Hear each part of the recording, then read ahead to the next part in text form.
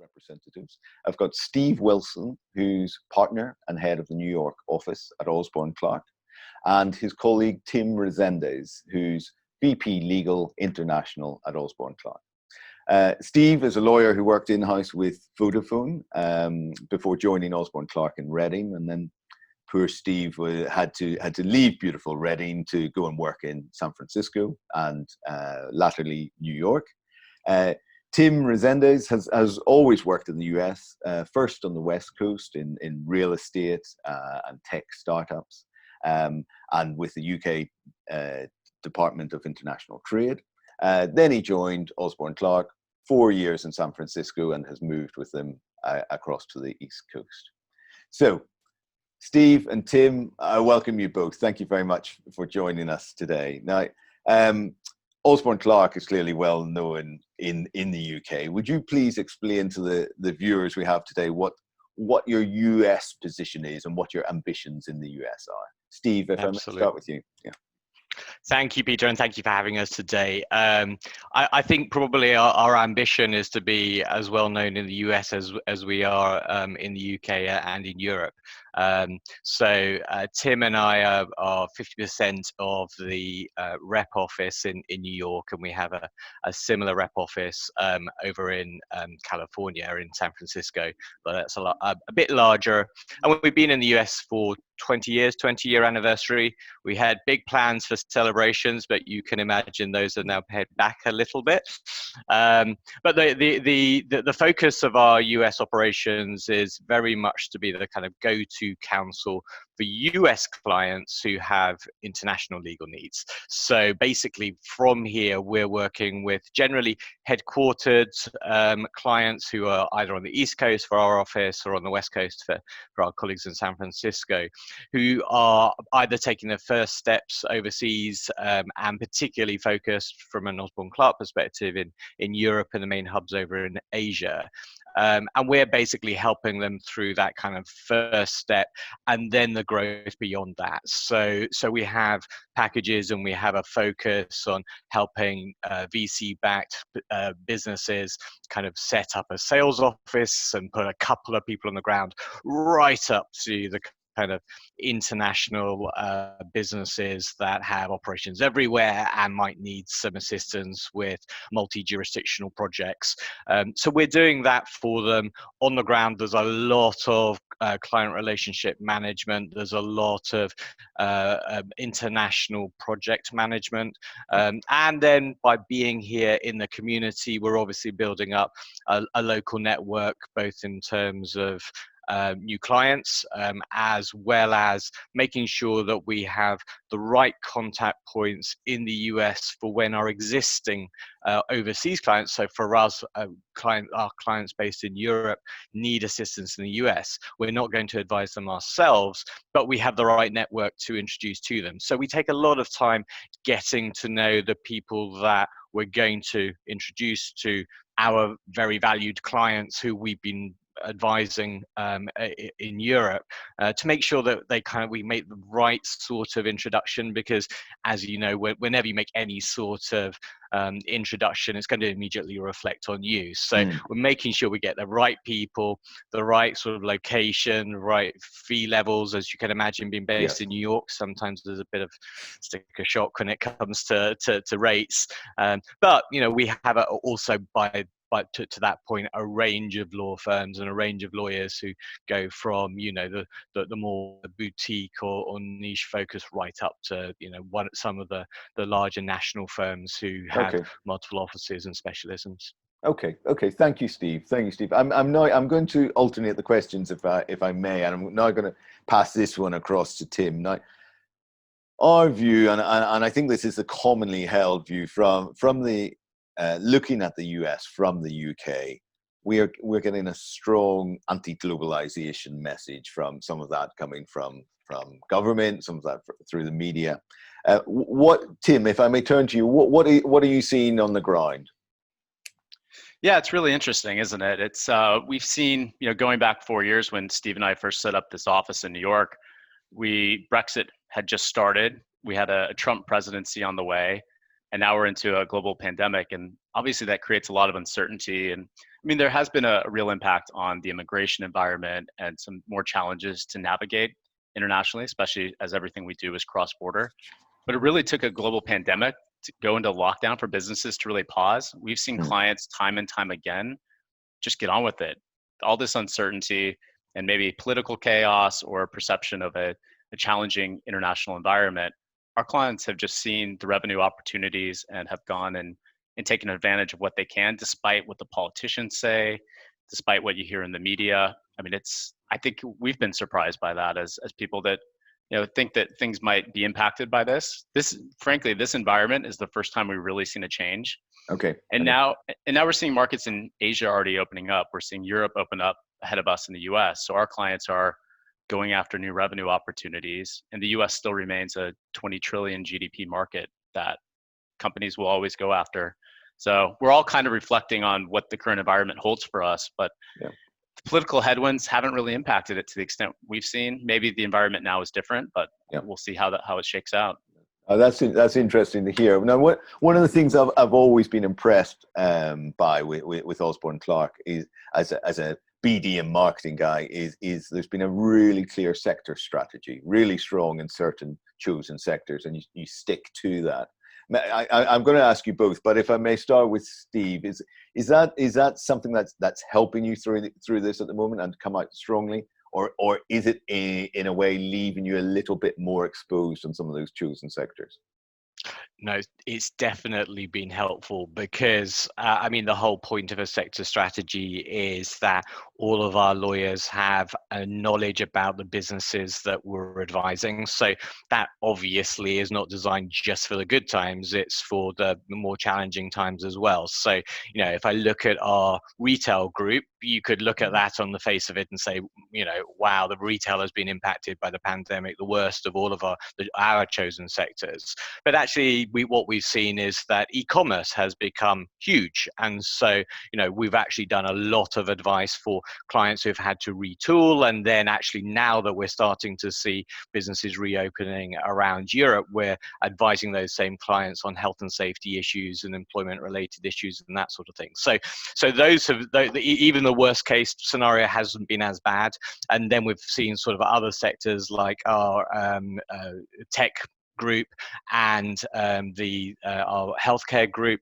Both of those have done fantastically during particularly during the pandemic and the lockdown, because obviously we're all now communicating like we are today. So virtual everything, including telemedicine, has become very, very popular. So Yes, what we've seen is that actually our clients and our contacts within those sectors have been very, very impressed and appreciative of the fact that we kind of can be a little bit more flexible with the legal advice that we're giving. We understand what they're going through and how their industry works, and so they don't have to kind of fit our legal advice into the reality of their day-to-day business. Yes, and for both of you, I understand, and part of the reason you're on here is you've a big BD remit, a big relationship remit. Now we've covered with over other firms over the last 2 months. They're doing the obvious things. What are you doing now as we begin to drive ourselves out of this market and sell our way through the pandemic? How are you as a firm adapting? May I turn to you first, please, Tim? Sure, and this is answering from what we're doing in the U.S. market, which might vary a bit just because we're in different stages, but it has varied through the stages of this, starting in those first couple of weeks when everybody was really in kind of panic mode and figuring out what they were going to do. The schools were closing. We were all going to a work from home environment. And that was, that's when the headlines in your inbox were all about COVID-19, coronavirus. Every law firm and professional advisor was basically spamming inboxes. And I think we all got sick of those. And so I think what we did is we saw that initially. And of course, the first thing we did was check in with our clients and keep people in our network to be empathic and ensure that they were okay, offer to help and kind of be there for them, because that was important. It definitely wasn't the time to be selling in any way. It was about relationships, people and ensuring that everybody's okay. And then I think we quickly transitioned into the reopening or back to business. And those are the headlines we've been seeing in inboxes. And inundated with webinars. And I think, we've done those, other people have, but I think there's a bit of a webinar fatigue right now as well. It's, I think Steve and I can attest to. And so we've been focusing throughout that as, okay, what does the future hold? The businesses we're working with in the States are going to be forward looking at what growth looks like for them and seeing how this environment impacts them immediately. And then as we transition, what does that future hold and what's changed in the current environment? So we've done a lot of focus on that in terms of the kind of marketing and the content and the conversations we're having. And then we've done everything you would do, the virtual happy hours and Zoom calls, and still trying to continue to build our network and grow the people we know that can be helpful for our clients or sources of work for us here. Yeah, good. Thanks very much, Tim. Steve, anything that's really working for you at the moment? You're talking about, and I hear this webinar fatigue, and that's one of the reasons we try and keep this, short and snappy, right. 20 minutes, because I'm sick of sitting staring at a screen for an hour. Yeah, what's working, what's not working for you? I think in exactly the same way as, we would all do pre-lockdown, you look for a variety. It's like when I'm asked about this in kind of the old normal, it was like there's no magic to this. It's like building relationships, and you're trying to build relationships through a number of different channels, and you have to react to the individuals you're dealing with or the opportunities that arise. And so all that we've done with lockdown is had to vary that multi-channel approach to what works virtually, and I'm certain everybody that's out there today, it's like, some of it works really well, some of it works not so well, and stuff that previously worked well suddenly doesn't work well. And I think that's because we're all doing very similar approaches to the market at the moment. So trying to be relevant and trying to actually not do another webinar or another news update about exactly the same thing that 500 other people in your inbox have done is the challenge. And what we're definitely seeing at the moment are people starting to think about returning to a new normal. And so actually, if people are looking at back to business, there's obviously the advisory piece about, well, how do you do that from a labor and employment perspective, from a real estate perspective? But then there's the, well, what are we doing in 2021 or maybe Q4 2020? Let's start implementing our kind of normal strategy for growth and for kind of expanding their business internationally, and for adjusting to the restrictions that are currently in place around travel and the kind of social impact. Now one of the things we've heard from other firms is senior people saying, it's difficult and it's not right to take just a corporate message to market at the moment. We've got to trust our senior people to be judging the tone right and judging that conversation right. I'm sure that's even more amplified because head office for Osborne Clarke is sitting in west coast of the UK and you're in New York. Do you find, has there explicitly been greater autonomy to carve your own path through it, or has that just sort of emerged? I mean, the way Osborne Clarke has always approached it is to react to the markets that we're in. And so it's like there's never been kind of, any sort of dictating in terms of the approach we take. We all have, we've all joined Osborne Clarke because of the culture that we have here and the type of clients that we work for. And so it's like we've all been asked to, make sure that we're delivering the right type of advice to the right type of clients. But that's going to vary according to sector specialism or location. So all of our clients all of our colleagues around the world have, a lot of autonomy in the way in which they achieve that. And it would be churlish for somebody somewhere to be sitting there saying, no, this is how you're supposed to be doing it because this is what works, on my doorstep, which, when it comes to international is definitely not the route to success. Yeah. Thank you. Thanks very much. And thanks, Tim. Thanks, Steve, for giving that flavor and context about what's happening at the moment. I'd like now, if we may, to visit some of the questions that have been posed in advance of this. And before we go into the first, I'm going to make the poll live because one of the macro questions, of course, we want to see at the moment is what are we thinking in terms of profit projections for each firm in the second half of 2020. Now, I want to reassure everyone listening, both those who are live and those who watch it on YouTube afterwards, this is completely anonymous, so we're not able to see which individual or which firm is responding to each of these options. But the poll asks, how close will your firm be to hitting profit projections for the second half of 2020?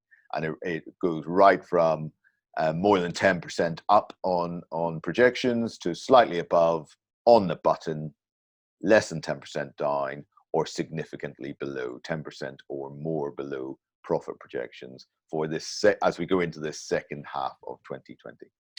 So I'm just going to let that roll for a moment, and then I'm going to ask you, first of all, Steve, to reflect on what you see emerging from this, and also without breaking anyone's confidence as well, just from those other firms that you're close to in the States, and looking internally how that reflects. So just give that a moment. I'm just going to end it now. So please click if you've still got something to say. And here we go.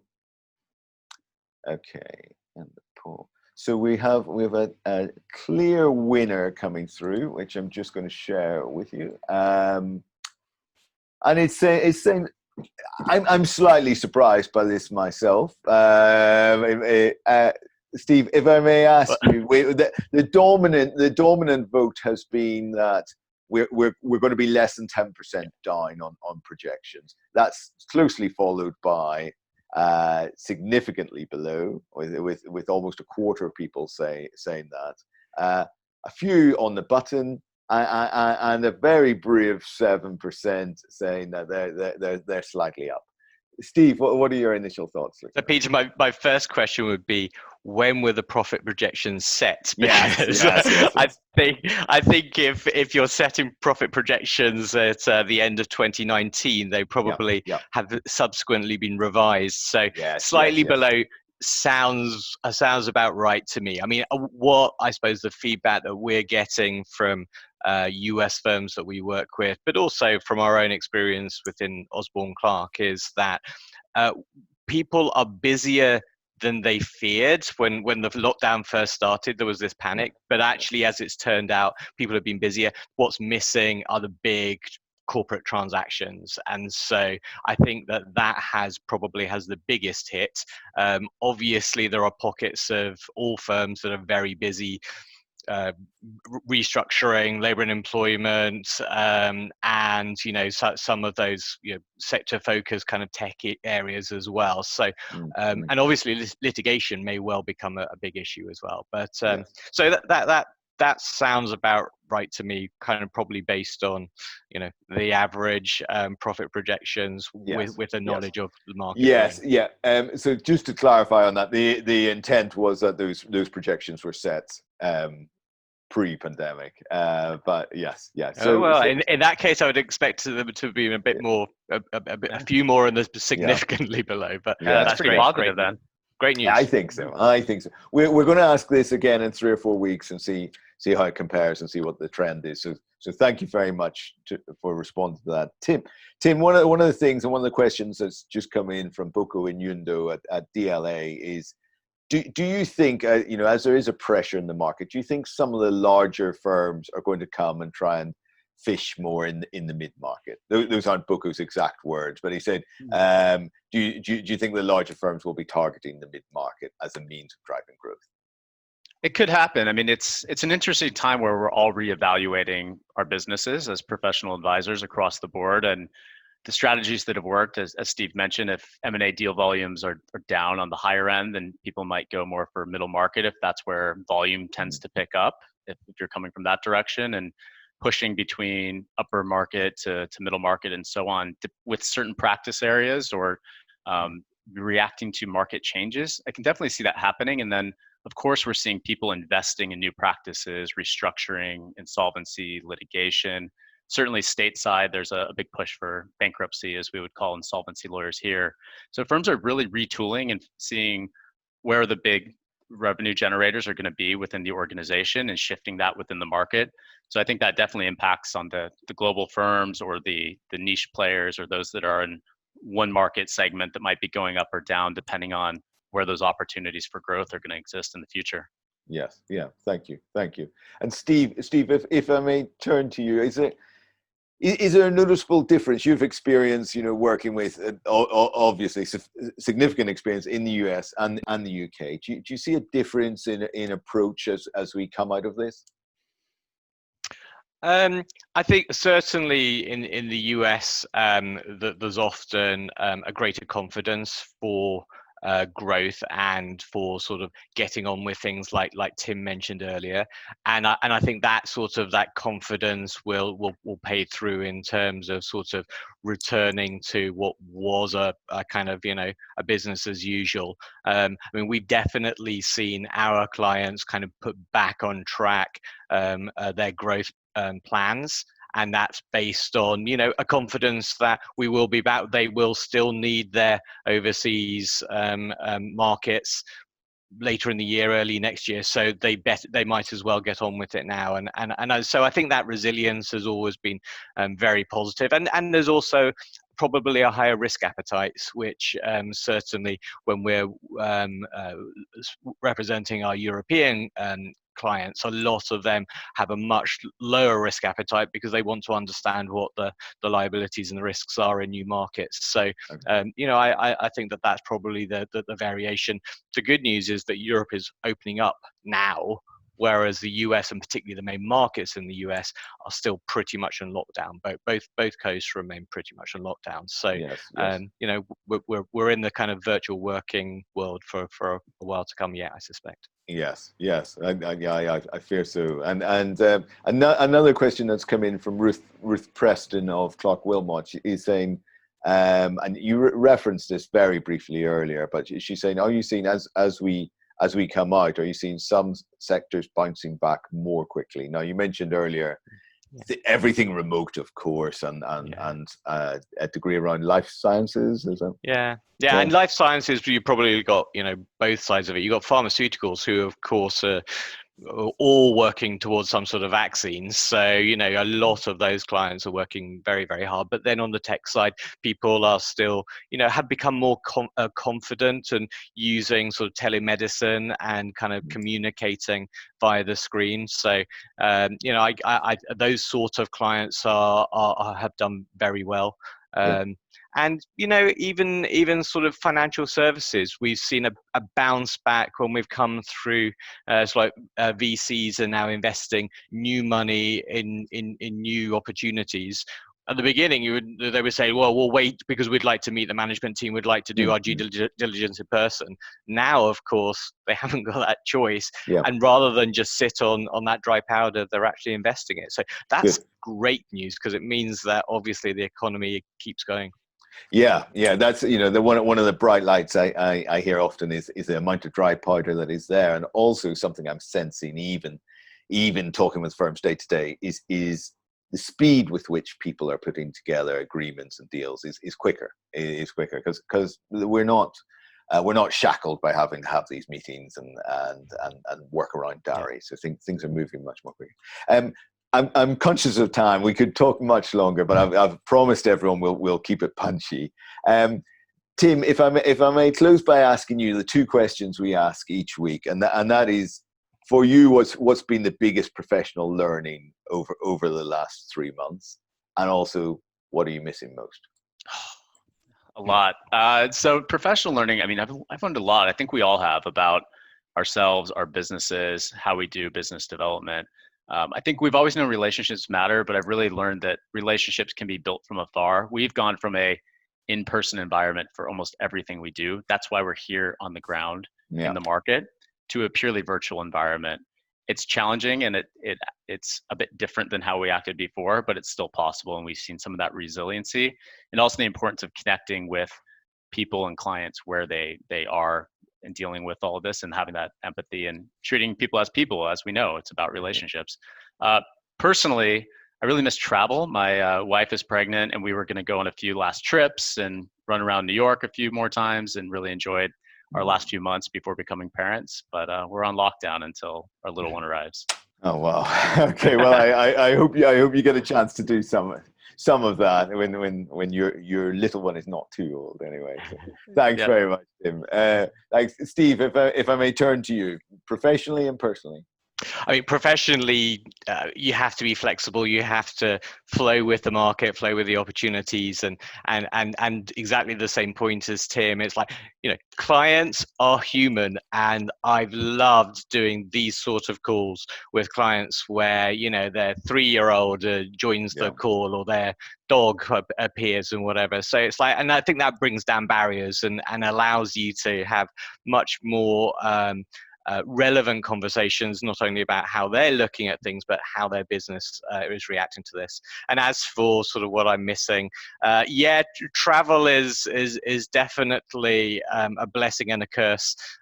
But I definitely miss being out there and just having the human interaction. And I suppose I also miss having somebody that actually knows what they're doing when they're cutting my hair. But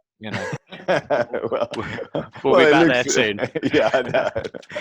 Listen, you've come out of this a lot better than many of us, I must say. Steve, Tim, thank you very much. You've been excellent guests. It's been a real pleasure to welcome you to the webcast. Thanks to everyone who's dialed in and who's listening on YouTube. Same time, same place next week, 2 p.m. on Thursday, and we'll be hearing about the world of litigation finance. Thank you very much. Good morning, America. Good afternoon, UK. Thanks, Peter.